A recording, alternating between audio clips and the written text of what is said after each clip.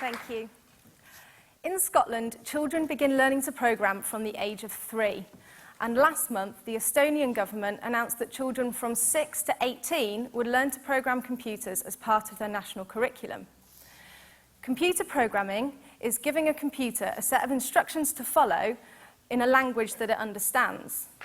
But in the rest of the UK, our curriculum focuses much more on teaching children how to use software rather than produce it. And by that software, I mean the kind of software that produces spreadsheets and presentations and you can write essays with. Now, I'm not saying that these skills aren't valuable. They're extremely valuable. I use them every single day in my own professional life. But in this day and age, it's simply not enough. Last month, I conducted a survey of 1,300 computer programmers, and I asked them, what age did you start learning to program? 69% of them said that they started under the age of 14.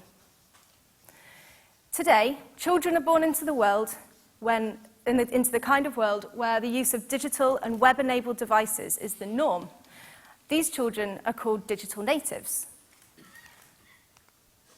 This little girl is 1, and she's using her tablet very confidently for a 1-year-old. It's upside down, granted, but anyway. She tries to use a magazine, but the content that she recognizes from her iPad doesn't react in the same way. She's pinching and scrolling. It's very upsetting. She's a digital native. She just gives up. Just because a digital native can consume does not mean they can produce.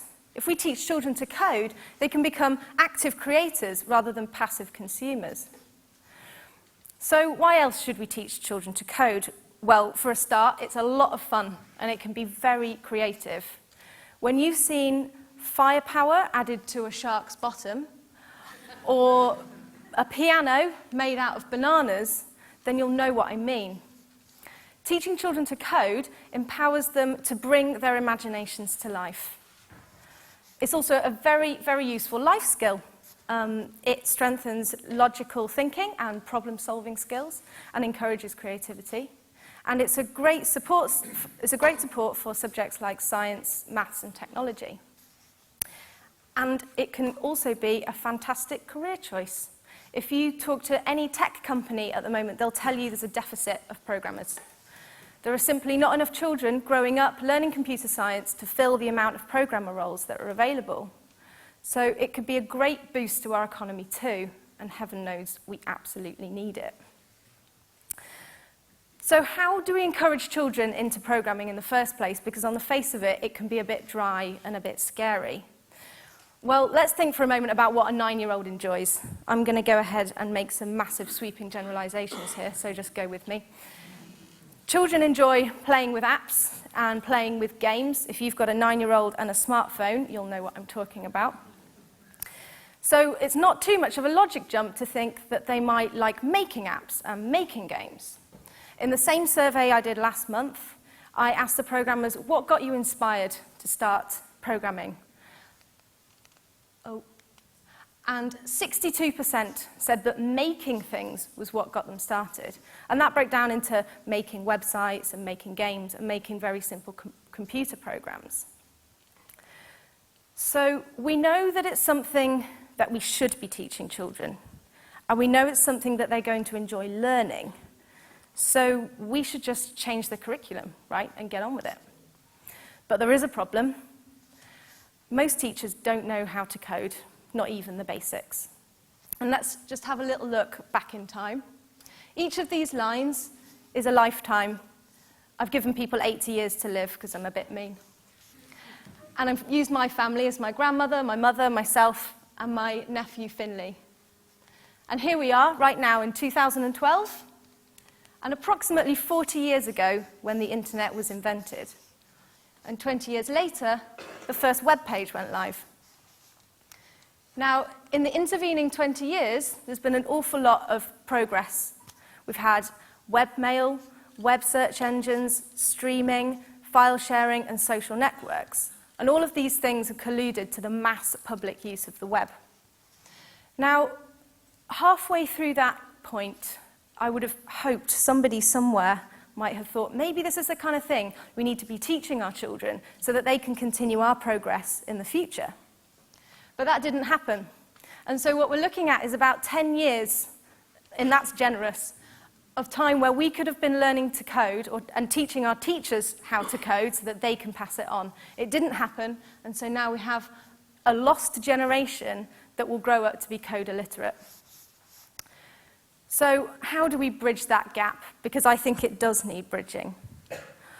Well, this is where my personal story starts. In March this year, I was sitting with my friend Linda, drinking too much beer on a Monday, as one tends to do, when a very simple and dangerous idea occurred to us.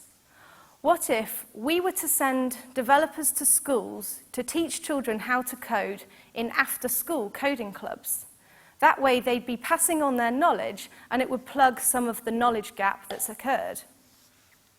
Now, we tried really, really hard to forget about this idea, because we realized what a massive job it would be.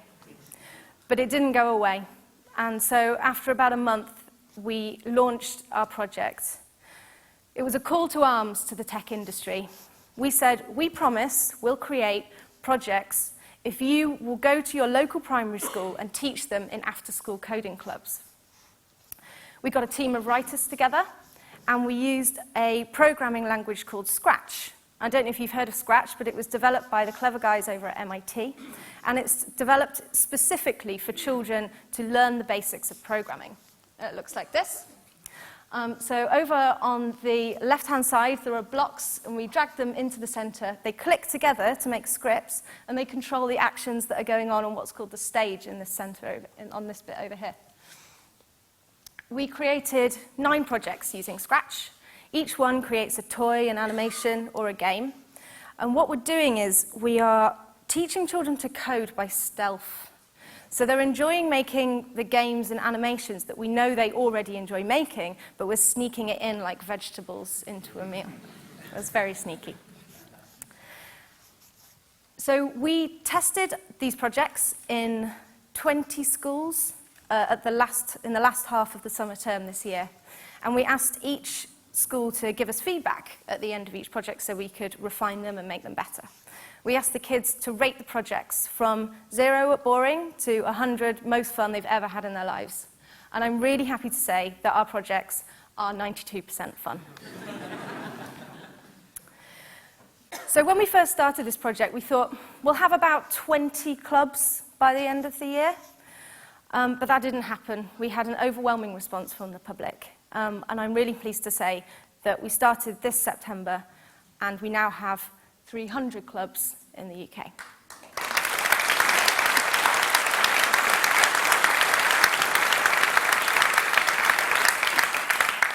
There are about 15 children in each code club, which means that about 4,500 children have started programming since September.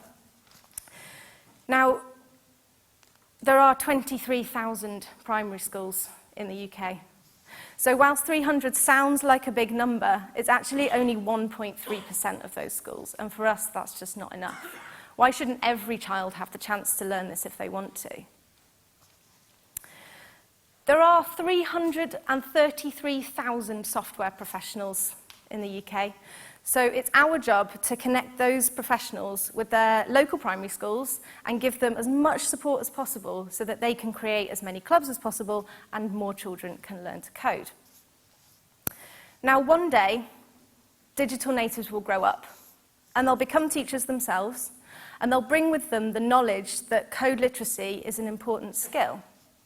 So if we can teach this generation to code, they can teach the next generation, and so on and so forth. About 3 weeks ago, I was talking to a little boy in Code Club called Adam, and I asked Adam, what do you want to be when you're older?